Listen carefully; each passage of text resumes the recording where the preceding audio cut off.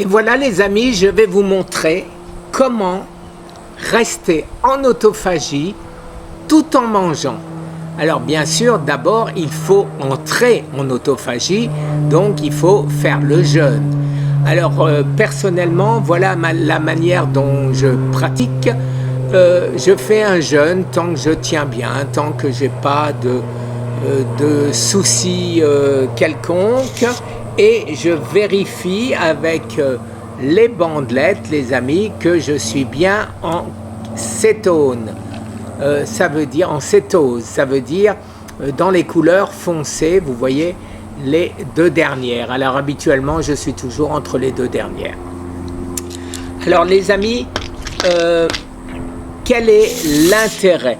L'intérêt, eh ben, il est effectivement tout simple, c'est de continuer à rester en autophagie. Ça veut dire que notre corps continue à s'auto-manger, s'auto-nettoyer, tuer tout ce qui est pas normal, toutes les cellules, en particulier celles du cancer, qui, vous le savez, ne font jamais d'apoptose, c'est-à-dire qu'ils ne se suicident pas naturellement. Les autres cellules, les cellules normales, quand elles voient qu'elles ne fonctionnent plus normalement, elles se suicident. Différence énorme. Donc, pour vous donner mon cas précis aujourd'hui. Alors, pendant les 6 premiers jours, j'ai perdu beaucoup. 7e jour, 8e jour, presque rien. Aujourd'hui, on est au 13e jour, ça fait 2 jours que je remange. Alors, quand je dis remanger, ça veut dire quoi, les amis? Ça veut dire rien. Alors, je vous montre par exemple mon assiette d'aujourd'hui. Alors ça, c'est mon assiette d'aujourd'hui qui est beaucoup plus importante que celle de hier et de celle d'avant-hier. Et ceci représente, c'est pour ça que je l'ai fait aujourd'hui, je pense le maximum que l'on puisse manger pour rester en autophagie. Alors, qu'est-ce que j'ai, les amis? J'ai 3 branches de céleri. J'ai 3 petits radis. J'ai un quart d'oignon blanc. Et j'ai 4 petits bouts de brocoli. Voilà.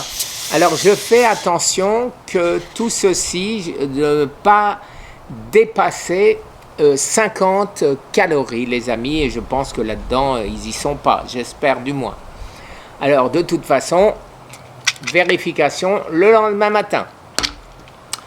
Alors, ce qu'il faut absolument éviter, c'est tout ce qui est protéines animales, à savoir même le poisson, pour rester en autophagie. Alors, aucune matière grasse, ce qui est contraire, bien sûr, à ce que je fais habituellement. Alors, les amis, donc, c'est pas compliqué.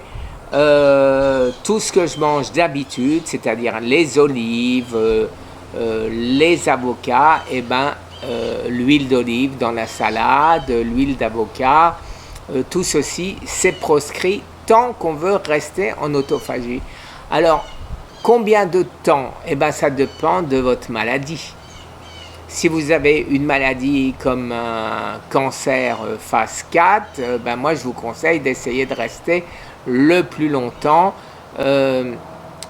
Notre ami Thomas Seyfried m'a dit que pour lui, 25 jours de jeûne, c'est très bien. C'est un autre professeur, Walter Longo, qui a découvert ce qu'on appelle le fast mimicking, c'est-à-dire faire semblant de jeûner. Alors faire semblant de jeûner, ça marche si on a commencé à jeûner, je le répète parce que c'est important. Ceux qui vont commencer tout de suite en ne faisant que ça, ils auront beaucoup de mal à en entrer à transformer le corps, à savoir qu'ils ne prennent plus de glucides, mais qu'ils prennent des corps cétoniques. Donc, on a intérêt à commencer par du jeûne, minimum 3, 4, 5 jours, et après seulement, vous pouvez passer à autre chose. Personnellement, je considère que une petite semaine, c'est pas difficile à tenir. Pour moi, je pense que c'est absolument nécessaire. Vous voyez, là, je suis au 13e jour. Vous m'avez vu hier, vous m'avez vu avant-hier, vous m'avez vu depuis ces 13 derniers jours, puisque je fais une vidéo pratiquement tous les jours. Je suis en pleine forme et je n'ai rien mangé. Je bois, c'est important. Et je bois quoi? Ma potion magique, mon thé vert avec du gingembre, avec du turmeric, avec du piment de Cayenne et tout ça, du thé vert, bien sûr, matcha. Et c'est pas terrible comme goût, mais bon, on s'habitue, hein. Voilà les amis, je vais répondre au téléphone et je vous laisse. Au revoir.